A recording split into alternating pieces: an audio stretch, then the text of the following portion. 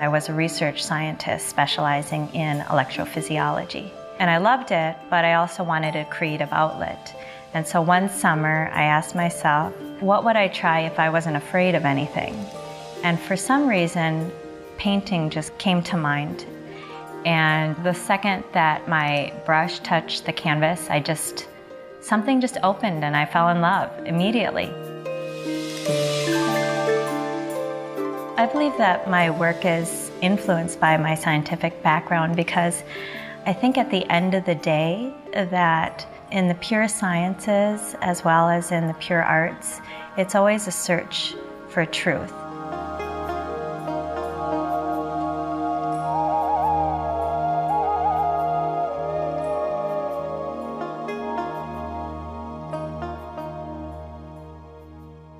So the first thing is I'm just going to be brushing yellow on the canvas, so it's pretty straightforward. I have two major collections of work. The first one is called Natural Surrealism, and that really is born out of my love of nature, and more importantly, what I think nature reminds us of or points to. I take a 4-inch brush, almost like a house brush, start out with big strokes of paint, and I create that underlayer.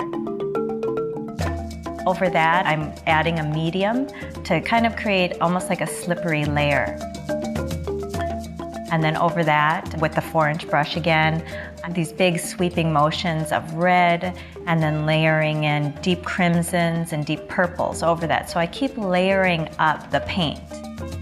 With the Natural Surrealism collection, it's very much where I'm looking at flowers and then I'm going back to the studio and creating the essence of those flowers. Not exactly how I saw them, but the feeling of them.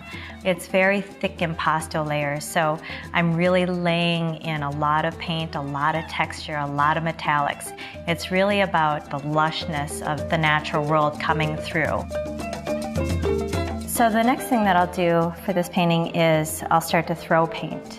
It's great because it's really organic and you just have to kind of let go and let the paint land where it wants to. And I'm often just as surprised as anyone else. After that, I will carve out the flowers, which is great because that's like the reveal.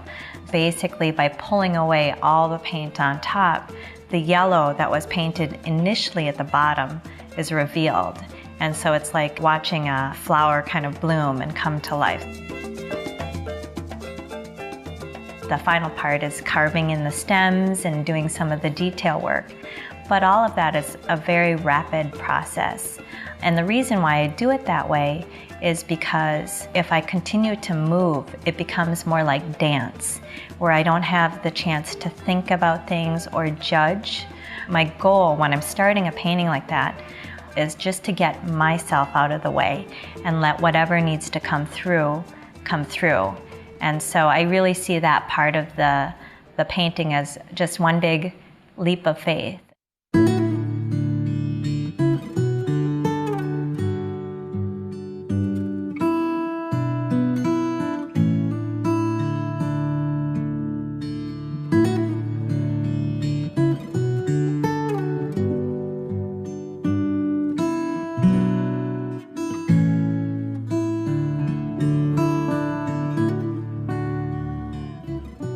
The new series is called New Hemispheres. You know, we usually think of there's a left hemisphere of the brain, there's a right hemisphere of the brain, there's an eastern hemisphere of the world, and there's a western hemisphere. But what if there's actually more than that, more than what each of us has thought has been possible in our lives? And in a time where so many people have to redefine their lives, I think that these pieces are a reminder that there's a lot more possible than we thought. the New Hemispheres pieces. That's actually layers and layers of spray paint and then moving in with very fine brushes. It's just a very different process. The spray paint is very immediate and you get to use a lot of colors at once. For a lot of the painting, the spray paint is used as kind of this soft, feathery effect, almost like watercolors would blend into one another.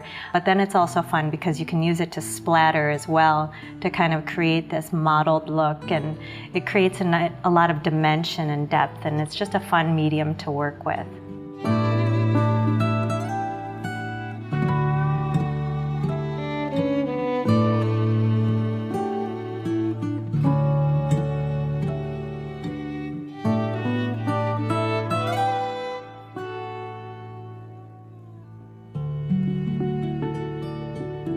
There's a John Muir quote that says, "Everybody needs both beauty and bread." With the Beautiful project, I really wanted to share the transformative effect of art.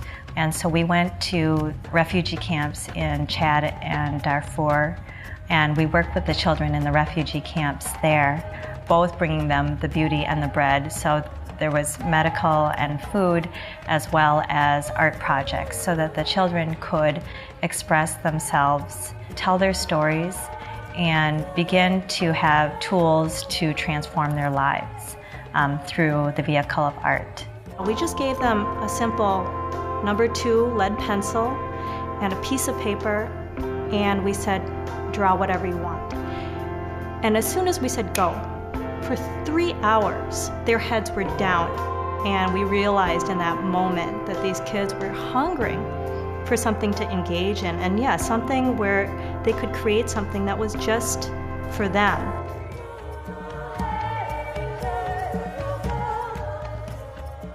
It was beautiful to see also the kids feel a sense of self-empowerment, that they could start to change the picture and then perhaps maybe change the picture in their own lives.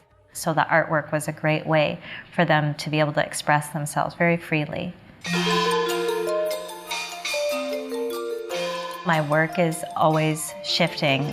It seems like I get to a point where I'm comfortable with something, and it's almost like that's usually the cue. When I know where the brush is going to go, that's when I need to try something else, so that I'm always kind of keeping on my creative edge. So in terms of where it's heading, I usually don't know.